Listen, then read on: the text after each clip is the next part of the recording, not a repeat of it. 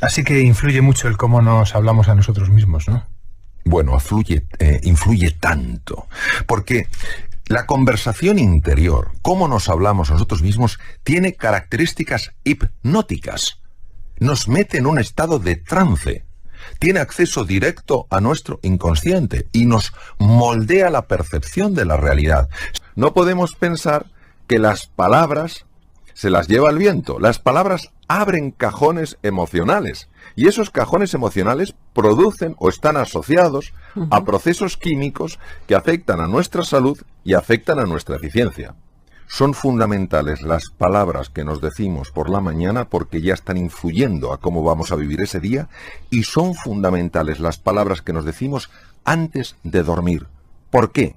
Porque durante el sueño se reorganiza la memoria. No nos interesa que se reorganice la memoria alrededor de pensamientos llenos de negatividad. No nos interesa en absoluto. ¿La verdadera talla de un individuo se ve ante las dificultades? Yo creo que sí. Estamos viviendo momentos de mucha dificultad y en los momentos de mucha dificultad sale lo mejor y lo peor de las personas. Porque es cuando verdaderamente nos tenemos que quitar las máscaras, tenemos que entrar en contacto con nosotros mismos y preguntarnos ¿quién soy yo o quién he de ser frente a estas circunstancias? Y la verdad es que la vida y la historia nos demuestra que esto es así. En situaciones muy complejas por las que ha pasado la humanidad, se han visto ejemplos de superación, ejemplos de inspiración que todavía hoy nos conmueven. Doctor, ¿es verdad que si no nos gobernamos, no gobernamos nuestra mente, ella nos gobernará a nosotros? La mente es un instrumento de la consciencia, cuyo anclaje está fundamentalmente en el tejido cerebral y en el tejido corporal. La mente puede ser llenada de pensamientos muy negativos, que los vamos o generando nosotros o los vamos tomando del exterior. Esos pensamientos, si no somos cautos, pueden tomar el dominio de nuestra propia percepción, de la manera en la que vemos la realidad. Y cuando tomamos ese esfuerzo y ese compromiso en entrenar nuestra mente, no en juzgarnos, sino en explorar qué nos está pasando, empieza a hacerse luz en la oscuridad. Eso es la conciencia. Y empezamos a darnos cuenta de la cantidad de veces en las cuales podíamos hacer cosas mucho mejores que las que hacemos. Invito a sustituir el juicio contra uno mismo por la observación de uno mismo, por la exploración, porque cuando uno se conoce, también se comprende. Los seres humanos estamos muy en el modelo de pensar que los procesos de cambio personal, que los procesos de transformación tienen que ocurrir en un instante. ¿Y qué pasa? Que no tenemos la paciencia para seguir trabajando sobre nosotros mismos, ni la confianza para aguardar que en un momento, el más inesperado, ese trabajo aparecerá. Cuando nosotros aceptamos que los procesos en el ser humano son complejos y llevan su tiempo, tenemos paciencia. ¿Qué es la paciencia? La paciencia sencillamente es adaptarse al ritmo natural de las cosas. Y la paciencia es amarga. Lo que pasa es que su fruto siempre es dulce. ¿Hasta qué punto el agradecimiento puede resultar sanador? Creo que la emoción más saludable que existe es el agradecimiento, es la gratitud. Nos acostumbramos a tener vista, nos acostumbramos a tener oído, a poder hablar, a poder leer, a podernos comprar algunas cosas, a poder comer todos los días o casi todos los días, a estar más o menos calentitos, y ya esto lo damos por supuesto. Y a veces tenemos que mirar atrás y ver personas que tienen la misma dignidad que nosotros, incluso que se han esforzado mucho mejor o mucho más que nosotros, y no gozan de nada de eso. Entonces, el agradecimiento es sencillamente levantarte por las mañanas y decir, bueno, por supuesto que en mi vida no todo es perfecto, por supuesto que en mi vida hay cosas que no me gustan y cosas que tengo que mejorar. Hay tantas cosas por las que tengo que agradecer. A través de las creencias limitantes o disfuncionales, como dices tú, construimos un mundo personal más estrecho, amargo e infeliz. Claro, las creencias de las que estamos hablando no son simples ideas. El filósofo José Ortega y Gasset decía que tenemos ideas y en las creencias estamos. Son formas de estar en el mundo. Si yo tengo ideas muy fijas de mí mismo, ideas muy fijas del mundo, yo estaré respecto a mí mismo y respecto a los demás, no en base a las posibilidades que esas realidades me ofrecen, sino a esas creencias que estrechan mi percepción. El gran desafío de estas creencias es descubrirlas porque están implantadas en el inconsciente. Exige un trabajo de observación, no de juicio, de exploración y constantemente dejarse envolver por la pregunta: ¿qué me estoy diciendo a mí mismo? ¿Qué me estoy diciendo a mí misma para reaccionar de esta manera? Si nos dejamos envolver por la pregunta, si tenemos paciencia, si tenemos confianza, hay una parte de nuestra mente que buscará la respuesta y de repente un día aflora la creencia y dices: anda, pero si esto es lo que yo pensaba. En el momento en el que la creencia disfuncional aparece, suele ser tan absurda que lo primero que te quedas es perplejo. A la vez te das cuenta de que es cierto, que eso ha estado imperando en tu vida. Y bajo la luz de la conciencia, esa oscuridad sencillamente se desvanece. Cuando nos hallamos frente a un reto, a un desafío complejo, esto no suele ser agradable. Se genera una tensión interior, una duda de si seremos capaces de resolverlo, de encontrar una solución. Y la tendencia es a abandonar, a tirar la toalla. ¿Por qué? Porque a nadie le gusta el dolor. A nadie le gusta esta sensación de tensión. Ahora bien, cuando tú tienes un motivo fuerte, cuando tú tienes una meta poderosa, cuando estás de verdad comprometido y aguantas, sigues notando esa tensión desagradable. Pero es que ahora el cerebro se encuentra con que no le estás dando una salida fácil.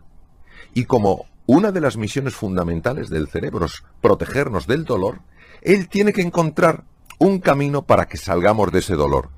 ¿Dónde lo haya? Abriendo dos ventanas. La ventana de la inteligencia y la ventana de la creatividad. Por eso en esos momentos cuando no tiramos la toalla, antes o después se abre una puerta. Hay muchas seducciones, hay muchas fascinaciones en las cosas, hay muchos estímulos que de entrada nos lo prometen todo, y es muy fácil dejarse arrastrar, es muy fácil dejarse seducir, es muy fácil dejarse fascinar. Por eso necesitamos esa libertad y decir: a ver, este estímulo me está invitando a dar de mí lo mejor, a crecer y evolucionar como ser humano, y recordemos que crecemos y evolucionamos con los demás, en el encuentro, no en el egoísmo, sino en el encuentro. O por el contrario, me está llevando a un proceso donde poco a poco voy a perder el sentido de quién soy en realidad. Por eso no es una vigilancia desde la angustia, no es una vigilancia desde la obsesión, desde la preocupación, es una vigilancia desde el estar alerta. Lo mismo que estamos alertas, o podríamos estar alerta en relación a lo que comemos, en relación a las compañías que tienen nuestros hijos. Lo mismo necesitamos estar alerta acerca de estos estímulos. Si estos estímulos verdaderamente están fomentando el ejercicio de nuestra libertad y nuestro ideal de plenitud, o por el contrario, nos están empequeñeciendo, nos están transformando en objetos. Hay estados de ánimo que nos elevan a lo mejor de nosotros mismos. Cuando nosotros estamos desde esa atalaya, vemos las cosas con más claridad. Vemos posibilidades en el futuro que nos ilusionan y nos entusiasman. Nos sentimos más cerca de los demás. Somos más generosos. Somos más compasivos. Somos más comprensivos. Tenemos más energía, más creatividad, más claridad. Sin embargo, cuando tenemos un estado mental que nos hunde, tenemos menos capacidad de ver con perspectiva, nos tornamos irritables, nos centramos exclusivamente en nosotros, vemos a los demás como cosas, como objetos que nos pueden ayudar a conseguir las cosas o que nos las están dificultando. Por tanto, cambia por completo la relación que yo establezco conmigo mismo y con el mundo. Nosotros podemos tener un impacto tremendo a la hora de alterar nuestros estados mentales. Por supuesto, las circunstancias afectan, influyen. Lo que no hacen es determinar. Víctor Hugo, una de las cosas que dijo fue que la tragedia de las personas no es que nos vamos a morir, es que no sabemos cómo vivir. Porque cuando nosotros nos vayamos a donde nos vayamos, después de estar en este planeta azul, verdaderamente nos daremos cuenta de lo que es importante en la vida. Si eso va a ser importante en el momento de morir, ¿por qué no es también importante en el momento de vivir? La vida es una escuela para recordar lo que ya somos. Y en nuestro interior, nuestro ser, es unidad, es bondad, es verdad y es belleza. Cuando buceamos en el océano de nuestro cerebro a través de la meditación, ¿qué nos podemos encontrar? ¿De qué podemos ser capaces? En mi experiencia personal hay dos grandes dimensiones que se abren cuando uno hace el viaje interior. La primera de estas dimensiones es el descubrir aquellas cosas de las que no te sientes orgulloso y que están lastrando tu vida. Tienes que entrar en contacto con lo que se denomina la sombra, la parte oscura, la parte que uno se ha negado a sí mismo, y es muy importante abrazarla, no rechazarla, no temerla, no huir de ella, no quedarse bloqueado ante ella. Porque es curioso, esta sombra no es el resultado de la maldad inherente del ser humano, sino del profundo desconocimiento de quiénes somos en realidad. Y cuando uno abraza su sombra, es decir, abraza a ese niño herido, a esa niña herida, que se ha sentido pues no suficientemente querido, que no se ha sentido suficientemente valorado, en ese momento empieza un proceso precioso que es la sanación interior, es decir, la sanación desde dentro y la transformación del corazón, porque el corazón despierta. La segunda dimensión que nos encontramos y que es verdaderamente asombrosa es una dimensión de recursos y de capacidades que jamás imaginamos que podríamos tener.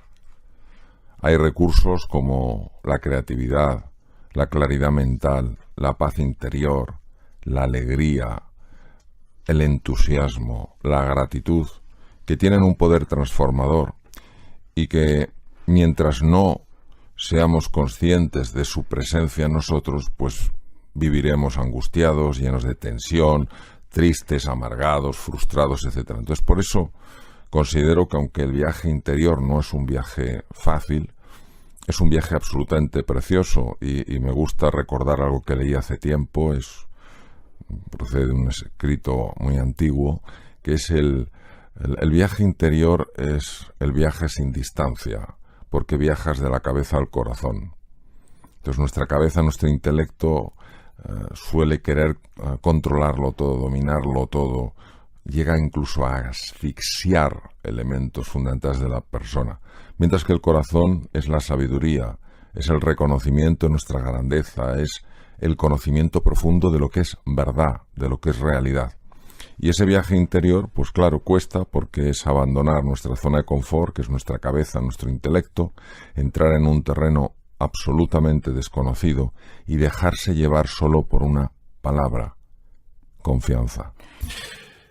Todas las prácticas de silencio bien llevadas, se sabe perfectamente que cambian la arquitectura cerebral, pero además en tiempos que jamás se hubiera considerado posible. Se sabe también que potencian el sistema inmune, que es fundamental para hacer frente a cualquier tipo de enfermedad. Una persona que sea agradecida, que es otra forma de cavar en esa mina, una persona que sea agradecida es una persona que regula mucho mejor su tensión arterial y mucho mejor sus cifras de glucosa. Entonces, en el ser humano está perfectamente entretejida su dimensión física, anatómica, fisiológica, con su dimensión mental y su dimensión trascendental. La gran ventaja de esto es que todo impacto a nivel físico, impacto positivo me refiero, que tiene que ver precisamente con el crecimiento personal, que por supuesto incluye al cuerpo, incluye nutrición, incluye descanso, incluye ejercicio físico, tiene un impacto directo en los procesos mentales. Las personas que hacen ejercicio físico, que cuidan su nutrición, son personas que están más tranquilas, que son más serenas, que son más entusiastas, está más que visto. Y además afecta a su dimensión anímica. Son personas más agradecidas, son personas más generosas. La persona que cuida sus procesos mentales, que practica mindfulness, que consigue equilibrar la mente caótica, es una persona que potencia, como he dicho, La función de su cerebro es la función de su sistema inmune. Y además resulta que es una persona que cuida mejor de la naturaleza, que es más amable, más afectivo con la naturaleza.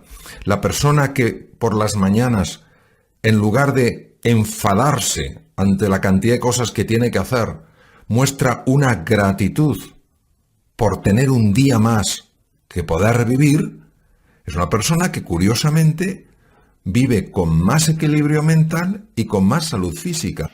Lo que te permite el mindfulness, lo que te permite estar aquí y ahora, activando nuevos circuitos y desactivando circuitos que no te ayudan, es empezar a cambiar tu percepción de las cosas. Empiezas a observarte de una manera distinta, con mucha más compasión, con mucha más comprensión. Empiezas a ver a las demás personas con más benevolencia. Te vas dando cuenta de que, claro, que muchas veces la irritación hace que nos provoquemos unos a otros, pero detrás de la irritación, detrás de la provocación, al menos la mayor parte de las veces, no hay un deseo de dañar, sino es como el que está ahí, como el elefante en cacharrería, o sea, no sabe por dónde, cómo ventilar su tensión y la ventila a través de la agresión. Mirad, nuestra mente es como un océano revuelto, donde hay olas grandes, impetuosas, agresivas. Y, pues claro, esto nos afecta a nuestra vida, nos afecta a la salud, nos genera tensión, sube el colesterol, sube los lípidos, sube la glucosa, sube el cortisol, en fin, un montón de lío. Cuando una persona se va sosegando, cuando una persona se va calmando, es como si pasara de la superficie del océano con esas ondas, con esas subidas y esas bajadas, a un espacio un poquito por debajo. Entonces ya estás debajo, ya estás en el agua, ya te has sumergido, no estás muy profundo, pero miras hacia arriba y aunque sientes la agitación de las olas, no te están afectando tanto. Conforme vas profundizando, vas entrando en un sitio verdaderamente curioso. Este es el fondo de la mente humana. Y entonces, en el fondo, ¿tú qué ves? En el fondo, lo primero que ves son capacidades tuyas que no sabías que tenías. Por eso mejora la confianza, tienes más ilusión, tienes más alegría. Y también descubres aquellas cosas que están impactando negativamente en tu vida y que no sabías que tenías.